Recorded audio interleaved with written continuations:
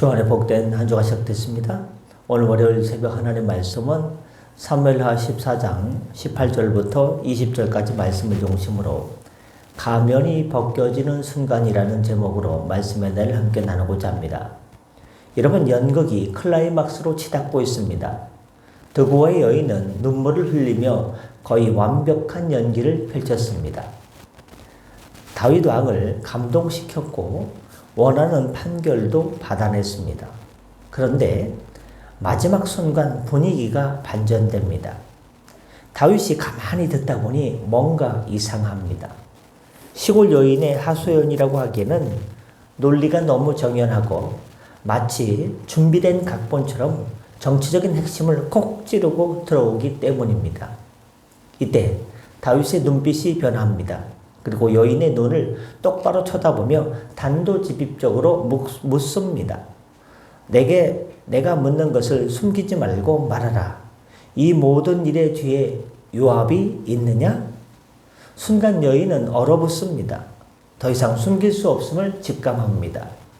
요압이라는 거물 정치인이 뒤에서 조종하고 있다는 사실을 왕이 간파했습니다.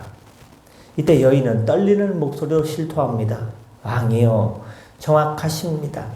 왕의 말씀대로 군사령관 요압이 이 모든 말을 내 입에 넣어 주었습니다. 요압이 꾸민 완벽한 범죄 같았던 이 연극은 다윗의 예리한 질문 한 방에 무너지고 말았습니다.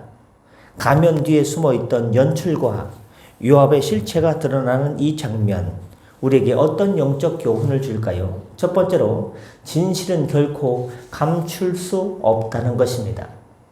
요압은 자신은 쏙 빠지고 드고와 여인을 앞세워 왕을 조종하려 했습니다.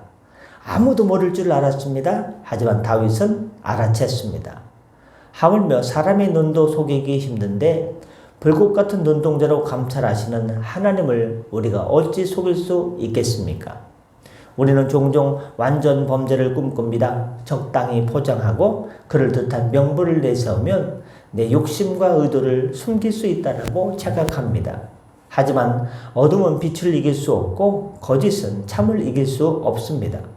시간이 문제일 뿐 하나님 앞에서 우리의 모든 중심은 벌거벗은 것처럼 드러나기 마련입니다. 그러므로 가장 지혜로운 길은 숨기는 것이 아니라 하나님 앞에 정직하게 오픈하는 것입니다. 셰익스피어의 4대 비극 중 하나인 맥베스를 보면 맥베스 부부는 왕을 암살하고 권력을 잡았습니다.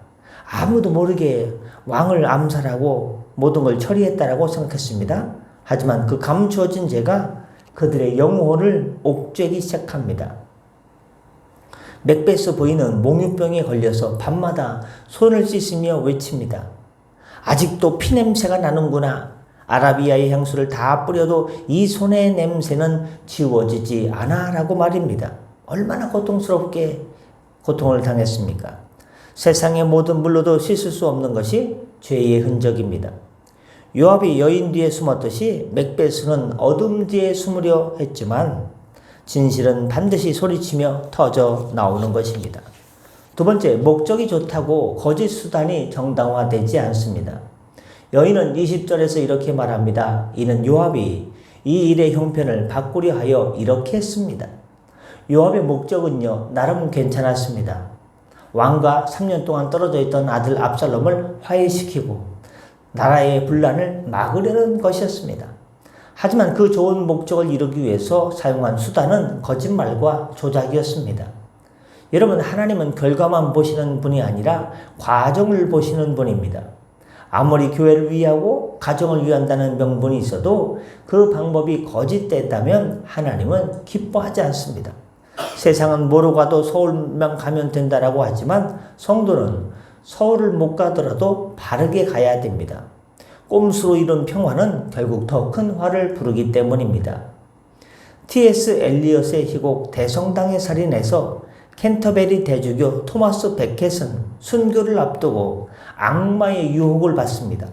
악마는 그 주교에게 다가와서 순교자가 되어서 영광을 얻으라 라고 부추깁니다. 겉으로는 거룩한 순교 같지만 속으로는 영적 교만을 채우라는 유혹입니다. 이때 베켓은 유명한 말을 남깁니다. 가장 큰 배신은 올바른 일을 그릇된 이유로 하는 것이다 라고 말합니다.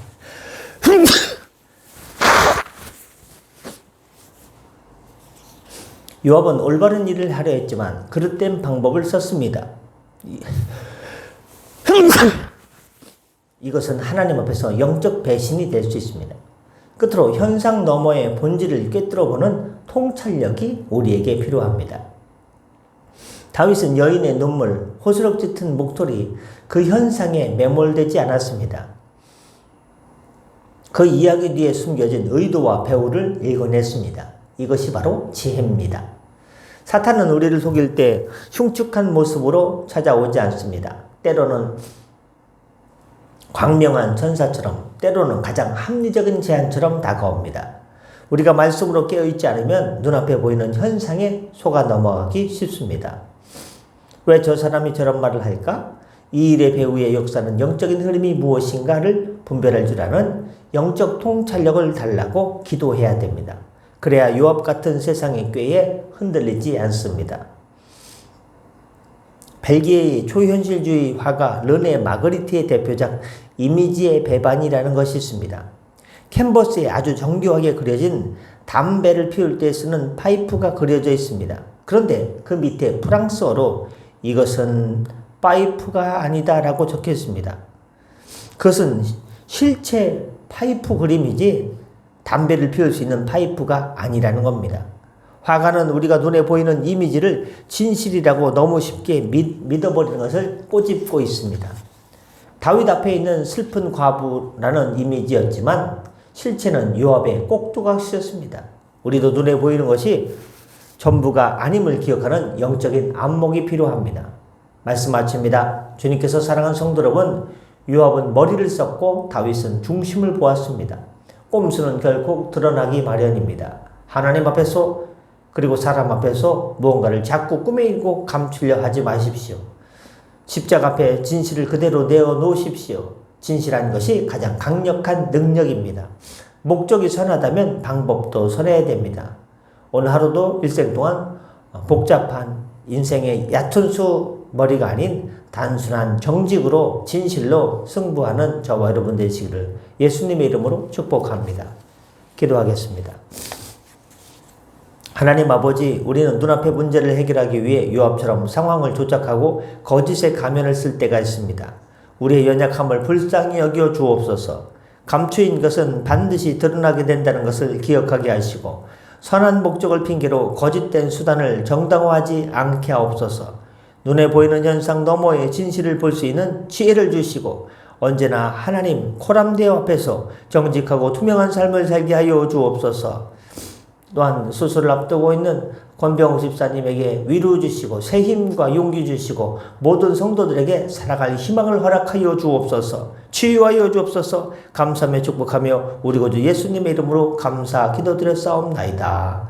아멘. 다 같이 자로 기도하시고 편하게 들어가시겠습니다.